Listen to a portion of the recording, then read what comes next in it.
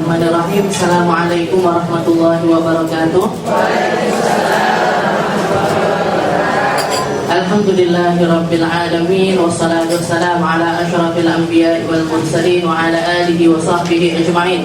Subhanaka la ilma lana illa ma 'allamtana innaka antal alimul hakim. Rabbi shrah li sadri wa yassir li amri wahlul 'uqdatam min lisani yafqahu qawli. Amma ba'd. Alhamdulillah ala nikmatil Islam, alhamdulillah ala nikmatil iman, wa kafa biha min ni'mah. Alhamdulillah, segala puji bagi Allah Subhanahu wa ta'ala yang mengizinkan kita hadir di tempat semacam ini, yang membawa kita untuk hadir di tempat semacam ini, yang mengizinkan lisan kita, mata kita, telinga kita untuk menyambungkannya dengan Nabi kita, Nabi Muhammad sallallahu alaihi wasallam. Dan sesungguhnya ketika kita mendengar tentang Nabi, ketika kita menceritakan tentang Nabi, ketika kita mengulik kisah-kisah tentang Rasulullah sallallahu alaihi wasallam, itu semuanya adalah jatah yang Allah Ta'ala jatahkan kepada diri manusia untuk menunjukkan mereka betapa indahnya nikmat menjadi hamba-hamba Allah Ta'ala, untuk menjadikan diri ini semakin bersyukur sebagai hamba-hamba yang berkhidmah. Jadi mengingat-ingat tentang Nabi, mencerita-ceritakan tentang Rasulullah Sallallahu Alaihi Wasallam merupakan sebuah nikmat yang luar biasa yang Allah Ta'ala berikan kepada hamba-hamba terpilihnya. Gak semua orang dikasih, Bu. Gak semua orang dapat jatah. Gak semua orang bisa kenal sama Nabi. Bahkan gak semua orang tahu tentang nabinya, mengerti siapa nabinya, seberapa tinggi derajatnya di sisi Allah Subhanahu wa ta'ala, dan seberapa penting bagi kita untuk terus dan terus menjalin hubungan dengan Nabi Muhammad sallallahu alaihi wasallam. Banyak orang yang gak ngerti nisbatnya tentang Nabi. Banyak orang gak paham apapun tentang Nabi. Banyak orang gak ngerti seperti apa dirinya, ngapain saya hidup di dunia, untuk apa saya ini dihidupkan sama Allah Ta'ala. Dikira hidup ini ya cuman gitu aja. Mulai dari masa kanak-kanak, setelah itu remaja, setelah itu dewasa, setelah itu nikah, habis itu punya anak, nyari kerjaan yang bagus, dapat gaji yang besar, nanti punya rumah, bangun rumah, cuman gitu aja, ujung-ujungnya mati. Sudah selesai ceritanya. Dikira cuman kayak gitu aja kehidupan manusia. Padahal Allah Subhanahu wa ta'ala memberikan kepada kita ini nikmat usia, nikmat umur, nikmat sehat, nikmat keberadaan kita di atas muka bumi ini. Itu adalah sesuatu yang amat sangat berharga. Waktu-waktu nafas setiap detik yang sekarang ini berlalu dari kita adalah sesuatu yang sangat diirikan oleh para ahli kubur, sesuatu yang sangat diinginkan untuk mereka dapatkan, untuk mereka review kembali, untuk mereka kembali ke masa-masa tersebut, agar mereka diizinkan untuk ibadah kepada Allah, agar mereka diizinkan untuk bersedekah, agar mereka diizinkan untuk menjalin hubungan dengan Nabi Muhammad sallallahu alaihi wasallam. Jadi waktu yang kita lakukan ini sangat berharga. Saat-saat ini adalah saat-saat yang mulia. Waktu-waktu semacam ini adalah waktu-waktu yang nanti akan kita banggakan di akhirat. Nanti akan kita jadikan sebagai sesuatu yang membawa kita untuk dekat kepada Nabi Muhammad sallallahu alaihi wasallam. Ya Rasul, saya ini loh ya Rasul, yang setiap Kamis baca maulid kalau sudah bulan Rabi'. Saya ini loh ya Rasul, yang nabuh terbangnya dari grup Az-Zahra. Saya ini loh ya Rasul, yang bagian vokalnya. Saya ini loh ya Rasul, yang bleber karpetnya. Saya ini loh ya Rasul, yang masang mic-nya. Saya yang nyetel lampunya. Saya yang nyetel kipasnya. Saya ya Rasul, syafaati saya, karena saya masuk di dalam mereka-mereka yang punya andil di dalam kecintaannya kepada Nabi Muhammad sallallahu alaihi wasallam. Ini sesuatu yang sangat mulia, sesuatu yang sangat berharga. Kalau waktu-waktu kita yang lainnya, ketika kita tidur, ketika kita makan, ketika kita minum, ketika kita nggak ngapa-ngapain, nonton TV dan lain sebagainya, pantas apa nggak kira-kira kalau itu semuanya kita laporkan kepada Nabi? Ya Rasul, syafaati saya. Kamu siapa? Saya yang hobinya nonton sinetron.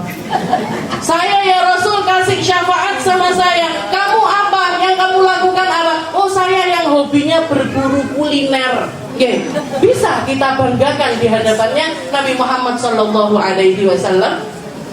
Hasya wa kalla, jauh sekali. Karena sesuatu yang Nabi Muhammad pikirkan, sesuatu yang Nabi Muhammad ini selalu wanti-wantikan kepada umatnya, sampai disifatkan sama Allah Ta'ala harisun alaikum. Nabi Muhammad itu seseorang yang sangat pengen kita jadi orang baik, seseorang yang sangat pengen kita berubah lebih baik, seseorang yang sangat pengen kita masuk ke dalam surga bebas dari api neraka, bahkan melebihi keinginan kita tentang diri kita sendiri, melebihi keinginan kita untuk selamat, melebihi keinginan kita untuk baik, melebihi keinginan kita untuk berubah. Rasulullah Shallallahu Alaihi Wasallam jauh lebih pengen kita ini selamat. Semuanya diberikan, semuanya diberikan, semuanya dikerahkan, semuanya dipakai sama hayati khairun lakum wa mamati khairun lakum. Katanya Nabi Muhammad, saya itu hidup baik buat kalian, saya mati juga baik buat kalian. Katanya para sahabat, ya Rasul, hayatukum khairun lana. Benar kalau hidupnya jenengan ini baik untuk kita, karena kita bisa merasakan nikmatnya secara langsung,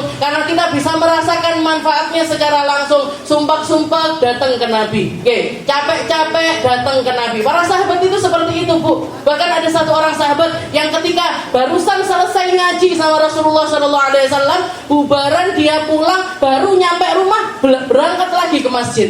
Ditanya, belum sempat ditanya sama istrinya sudah celing lari aja. Habis itu datang nemuin Rasulullah SAW. Kamu ini kenapa? Barusan selesai ngaji lu kok datang lagi? Pengajiannya udah selesai, pengajiannya sudah selesai. Ini waktu saya untuk istirahat, waktu saya untuk duduk-duduk sama keluarga. Jatahnya keluarga sekarang. Kalau sudah sama umat ini sudah, jatah saya bersama keluarga. Katanya sahabat tersebut, enggak ya Rasul, saya baru nyampe rumah sudah kangen lagi sama jenengan. Saya baru nyampe rumah ini, mata sama telinga saya ini sudah kangen lagi untuk melihat dan juga mendengar kata-kata dari jenengan, makanya saya langsung lari ke sini. Kita bisa kayak gitu, Bu. Celing ujuk-ujuk nih gue Medina. Kangen-kangen celing ujuk-ujuk Buddha neng Mekah. Sulit.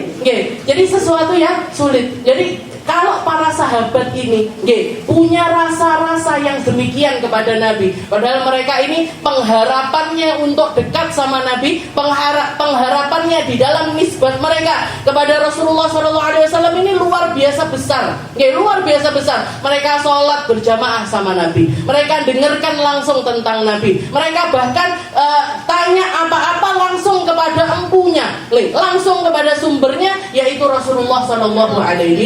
Kalau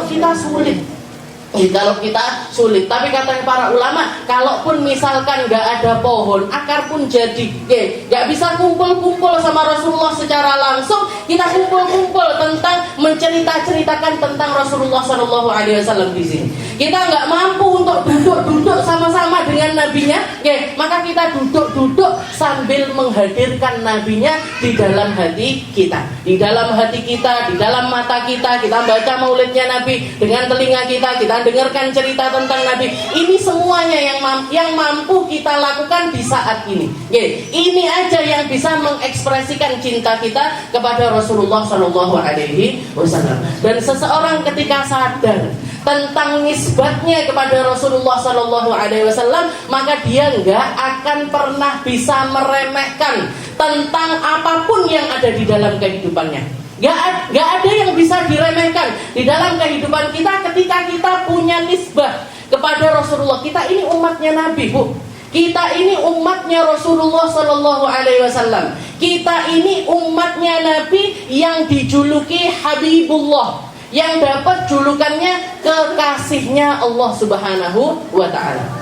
Ada satu kisah di zaman setelah wafatnya Rasulullah SAW, ada satu orang sahabat namanya Safinah. Namanya Safinah. Safinah ini laki, bukan perempuan. Nanti dikira Safinah celukane Vina, bukan. Safinah ini laki-laki. Maula Rasulillah. Orang yang dulunya sehari-hari ketika Rasulullah itu masih hidup, beliau ini salah satu dari pembantunya Nabi yang suka bantuin di rumahnya Rasulullah SAW. Selain Sayyidina Anas bin Malik, selain juga Abdullah bin Mas'ud, selain Zaid bin Harithah dan lain sebagainya, ini orang-orang terdekatnya Nabi, Anas bin Malik yang dapat julukan beliau ini adalah Huwaidimun Nabi, Khadimun Nabi, pembantunya Nabi. Umur 7 tahun sudah hidup bersama Rasulullah Shallallahu Alaihi Wasallam. Begitu juga dengan Sayyidina Abdullah bin Mas'ud. Sayyidina Abdullah bin Mas'ud ini julukannya banyak, bahkan Sahibu Siwakin Nabi, Sahibu Na'lin Nabi, orang yang bagian bawa siwaknya Nabi sama bagian bawa sandalnya Nabi.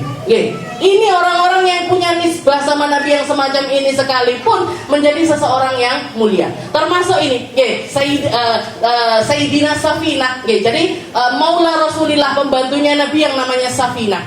Safinah ini sering bantu-bantunya, nyapu, bersih-bersih, ataupun kalau Rasulullah mau kamar mandi dibawakan airnya, ngambilkan airnya dan lain sebagainya. Dikatakan Safinah ini setelah Rasulullah Shallallahu Alaihi Wasallam wafat, beliau ini ikut di salah satu peperangan. Pulang dari perang tersebut, perangnya ini tempatnya jauh, jadi harus naik kapal dulu. Qadarullah, atas takdirnya Allah Ta'ala, di perjalanan pulang ini ternyata ada badai yang luar biasa besar, sehingga kapalnya ini pecah, kapalnya karam, semua barang bawaannya ini tenggelam. Tenggelam semuanya. Tapi orang-orangnya selamat, karena dari tempat terjadinya kejadian itu ke tepian itu nggak jauh. Jadi banyak, ada belasan orang sahabat yang waktu itu bisa menepi ke tepian. Begitu nyampe ke tepian dalam keadaan capek ini, setelah istilahnya kalau gampangnya barusan kecelakaan kan, barusan kecelakaan kapal laut ini tadi, semua barangnya hilang, makanan hilang, minuman hilang. Jadi mereka datang ke tepian itu dalam keadaan basah, kuyup, lapar, haus, capek dan lain sebagainya. Begitu mereka nyampe ke tepian, ngelihat, ayo kita cari jalan pulang. Ayo kita cari jalan pulang. Begitu masuk ke hutan, jadi dari pantai tersebut masuk ke hutan, masuk ke dalam hutan, baru masuk sedikit, tahu-tahu di depannya ada seekor asad, singa, nengburi laut, di depannya singa. Di belakang gak ada yang bisa diharapkan untuk kehidupan, di depannya luweh nemen, maju titik dicaplok, maju titik dicakot sama singanya. Maka dikatakan si Safinah ini tadi, semuanya ketakutan, semuanya takut. Jangan takut apa enggak kalau ada singa di depan? Kok singa? Cecak loh lah lari kabeh. Ini ada cecak jatuh, bubar ini.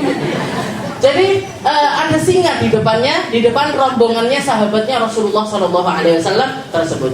Maka dikatakan semua bingung, gimana? Ini kita balik lagi juga nggak mungkin. Apa yang mau kita ambil? Masa mau berenang lagi ke seberang lagi? Nggak mungkin. Mau ke depan kita maju ini, jangan main-main. Ini depan kita ada seekor singa dan singanya besar. Singanya besar. Dan singa ini kan terkenal nggak pandang bulu, siapa aja yo dicaplok, nggak milih di sing nggak duit, tak caplok. Duit carry, nggak ada. Siapa aja dicaplok. Maka dikatakan si Safinah ini tadi, maka dia mengatakan kepada para sahabatnya, tenang, tak aku aja yang maju. Biar aku yang maju. Dia maju mendekati singa tersebut, yang nggak deket banget. Setelah itu si Safinah ini mengatakan, ya Abul Harith, wahai Pak Singa, wahai orang Arab itu juluki singa itu dengan julukan Abul Harith. Ya Abul Harith, ana Safinah, Maula Rasulillah. Wahai singa, saya ini pembantunya Rasulullah Sallallahu Alaihi Wasallam. Wahaula ashabun Nabi. Dan ini yang ada di belakang saya, mereka semuanya adalah para sahabat-sahabatnya Nabi. Orang-orang yang berperang sama Nabi, berdakwah sama Nabi, memperjuangkan semua halnya untuk perjuangannya Rasulullah Sallallahu Alaihi Wasallam. Ana Safinah Maula Rasulillah, wa haula'i ashabu Rasulillah. Saya pembantunya Nabi dan mereka adalah para sahabatnya Nabi. Ya Abul Harith, dullani ala tariq yarhamkullah. Wahai singa, tunjukkan aku jalan pulang, semoga Allah merahmati dirimu. Dikatakan di dalam hadis itu diceritakan fabasbaso alaih.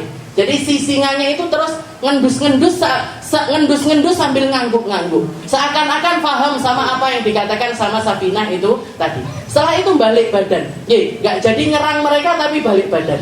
Seakan-akan ngarahkan, ayo ikuti saya. Diikuti sampai keluar dari hutan, sampai ke tepi tepian pantai yang lainnya di situ ada banyak kapal-kapal yang bisa dipakai untuk berangkat ke Madinah Rasulullah Shallallahu Alaihi Wasallam. Begitu nyampe dermaga, ini para sahabatnya Nabi langsung jalan ke dermaga. Si Asadnya ini tadi, si singanya ini tadi ngenteni sambil memastikan semua sahabatnya Nabi itu nyampe ke dermaga tersebut, nyampe ke tempat ke kapal-kapal itu tadi. Baru setelah semuanya berangkat, dia balik lagi masuk ke dalam hutan, masuk lagi ke dalam hutan. Ini singa. Dan ini yang dilakukan oleh Safinah. Ini yang dilakukan sama pembantunya Rasulullah SAW. Kenapa kok dia memutuskan untuk berdiri dengan cara yang semacam itu? Kenapa kok dia memutuskan untuk bicara dengan cara yang semacam itu? Karena Safinah ini tahu persis qadrun Nabi SAW indallah, tahu persis kedudukannya Nabi di sisi Allah Subhanahu wa Ta'ala. Nabi Muhammad itu kalau saya pakai untuk jadi wasilah saya, mesti selamat. Nabi Muhammad itu kalau saya jadikan penuntun kehidupan saya, mesti selamat. Apapun yang terjadi di dalam kehidupan saya, kalau pakai caranya Nabi, gak mungkin dikecewakan oleh Allah, gak mungkin dikecewakan oleh manusia, gak mungkin dikecewakan oleh siapapun.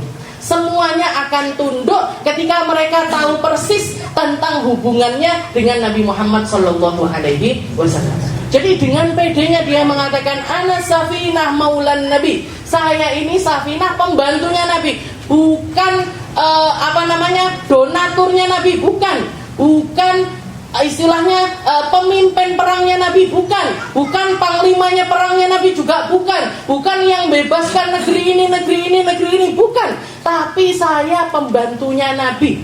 Saya ini yang bagian rewang di rumahnya Rasulullah Sallallahu Alaihi Wasallam. Tukang rewang kalau sudah nisbatnya sama Nabi, naik derajatnya, naik setinggi-tingginya di sisi Allah Subhanahu wa Ta'ala. Jadi yang perlu kita tahu adalah, yang perlu kita sadari dari kehidupan kita, ayo kita cari nisbat kita kepada Nabi. Saya ini siapa? Saya ini ngambil porsi seberapa? Saya ini kapasitas saya di mana? Yang bisa saya lakukan apa? Yang bisa saya pikirkan apa? Yang bisa saya keluarkan apa? Yang bisa tak lakoni apa untuk ikut andil di dalam perjuangannya Rasulullah Sallallahu Alaihi Wasallam.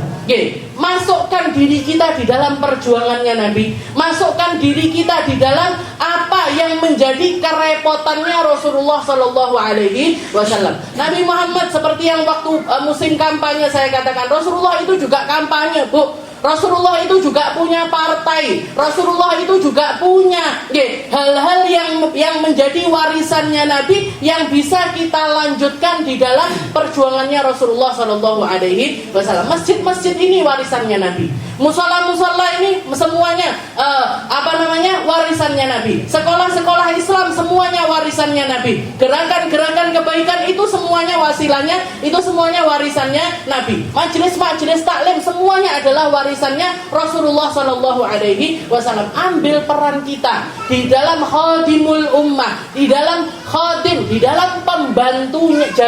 Jadilah salah satu dari pembantunya umat. Jadilah salah satu dari pembantunya umat dengan apapun yang kita bisa, dengan cara apapun yang kita mampu lakoni itu. Biar kita ini gak jadi umat yang cuman gini kok, mangku tangan aja delok. Ada orang bangun masjid didelok. Anak wong bangun musola didelok. Anak wong bangun madrasah didelok. Anak guru-guru bikin sekolahan didelok. Delok tok. Nyumbang yo ora, ngapresiasi juga enggak. Tapi masih mending kalau cuma delok tok. Nyelatui lebih meneng lagi. Nggih, wis lah ndak tandang, ndak ikut, ndak cawe-cawe nyelatu pisan. Ojo melok majelis kono. Nggih. Ndak usah ikut itu majelisnya itu. Elek-elek, dijelek-jeleki, dihalang-halangin. Nah ini lebih parah lagi.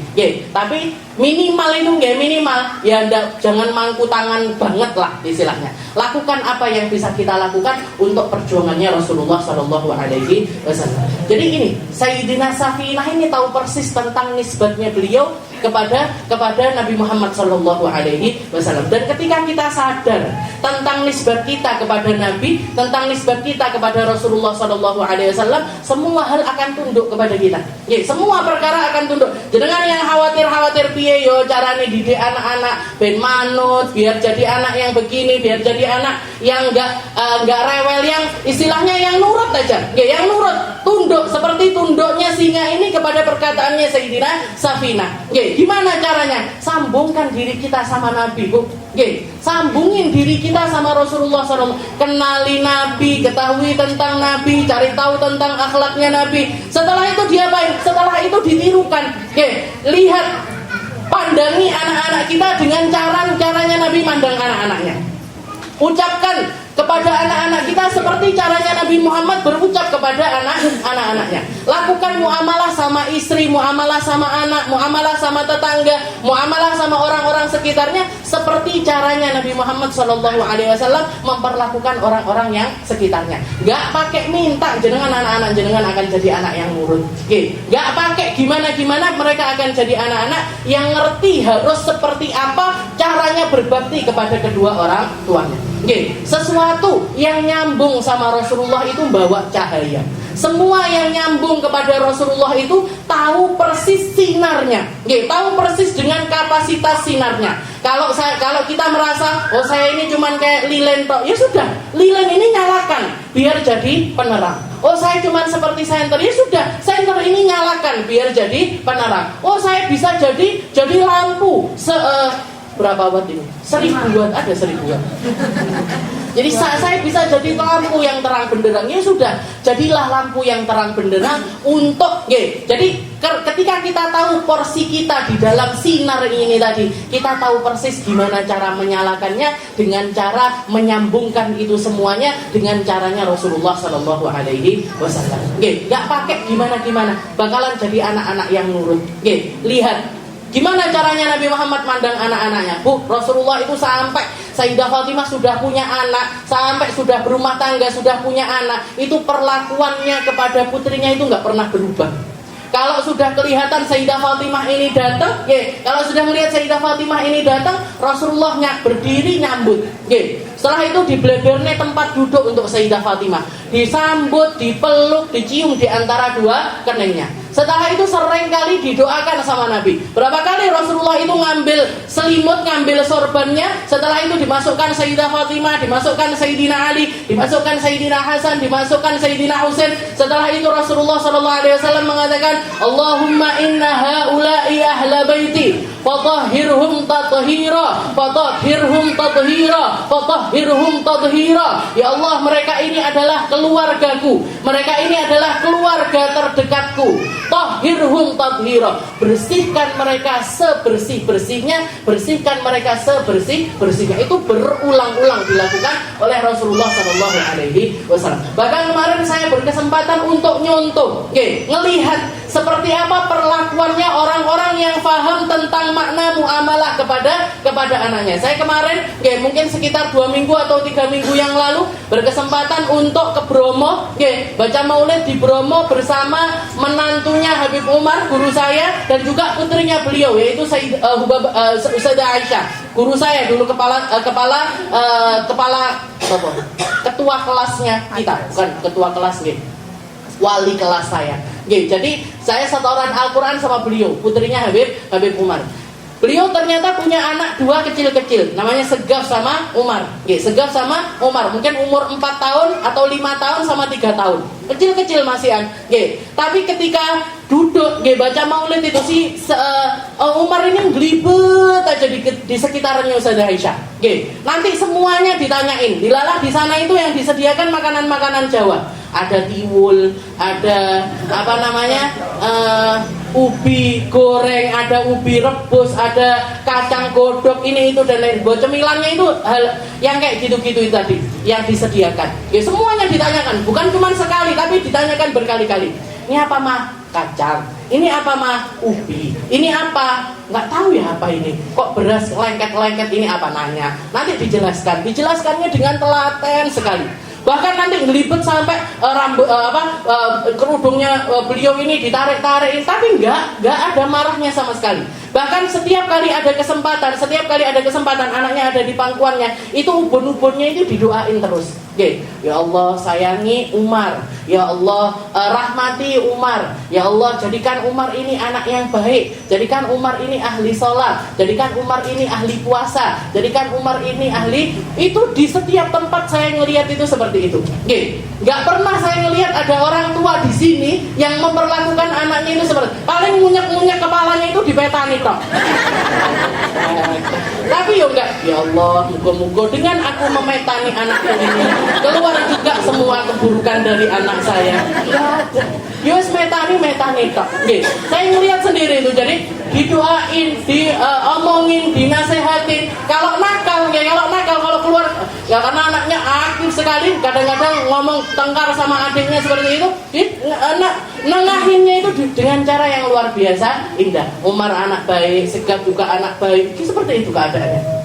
Enggak marah sama sekali. Oke, kesabaran tanpa batas ini, kesabaran tanpa ya mungkin Allah Ta'ala merahmati kita, mungkin Allah Ta'ala mengistiqomahkan kita, mungkin Allah Ta'ala menjadikan kita hamba-hamba yang ngerti gimana caranya muamalah kepada Allah, gimana caranya nyambungkan diri dengan Rasulullah, gimana caranya masuk di dalam golongan mereka-mereka yang ikut berkhidmah kepada umat, yang ikut berkhidmah dengan perjuangannya Nabi, yang ikut khidmah untuk perjuangannya agama Islam ini. Dan mungkin kita, anak cucu kita, orang tua kita, semua orang yang kita sayangi selalu dijaga sama Allah Ta'ala, dijaga dari akidah yang sesat, dijaga dari penyelewengan segala sesuatu, pemahaman dan lain sebagainya. Semoga dijaga untuk selalu ada di dalam jalan salaf, selalu ada di dalam ahlus sunnah wal jamaah, selalu ada di dalam naungannya para ulama-ulama kita, manut sama guru-guru kita, manut sama kiai-kiai kita, manut sama para habaib kita, manut sama para mereka-mereka yang menjadi pemangku-pemangku ilmu, agar ilmunya ini bawa manfaat untuk kita, agar ilmunya ini menerangi kehidupan kita, agar ilmunya ini membawa berkah untuk kehidupan kita, fid dini wad dunya wal akhirah, dalam agama kita, di dalam dunia kehidupan dunia kita sampai akhirat kita. Semoga semuanya ini selalu dijaga sama Allah Ta'ala. Dan sebagaimana kita dikumpulkan di sini di dalam kenikmatan, di dalam pendengaran yang indah, di dalam menceritakan manusia terindah, di dalam melakukan perkara-perkara yang baik semacam ini, semoga Allah Ta'ala menakdirkan kita untuk berkumpul kembali nanti di surganya, berkumpul kembali nanti di tempat yang mulia, berkumpul lagi nanti bersama orang-orang yang lebih mulia daripada saat ini, bersama para nabinya Allah, bersama para rasulnya Allah, dengan para siddiqin, dengan orang-orang yang serius di dalam menjalankan agama, bersama orang-orang para yang meninggal dalam keadaan syahid, dan siapapun orang-orang yang diangkat derajatnya sama Allah Ta'ala. Dan mungkin kita, orang tua kita, anak cucu kita, semua orang yang kita sayangi, semuanya masuk di dalam golongan para ahli surganya Allah. Orang-orang yang enggak tersesat, orang-orang yang enggak nyeleweng, enggak orang-orang yang tidak keluar dari manhajnya Allah Subhanahu wa Ta'ala. Dan semoga Allah Ta'ala mengaruniakan kepada kita kebaikan dunia akhirat, menjaga kita dunia akhirat, menerangi kehidupan kita dunia akhirat, sehingga sampai akhir hayat kita dimampukan untuk mengucapkan kalimat la ilaha illallah, meninggal dalam keadaan indah, meninggal dalam keadaan husnul khatimah, meninggal dalam keadaan yang penuh dengan ridho dari Allah Subhanahu wa Ta'ala. Ala hadhihi niyyah wa ala kulli niyatin salihah wa ila hadratin Nabi Muhammad sallallahu alaihi wasallam bisirril Fatihah.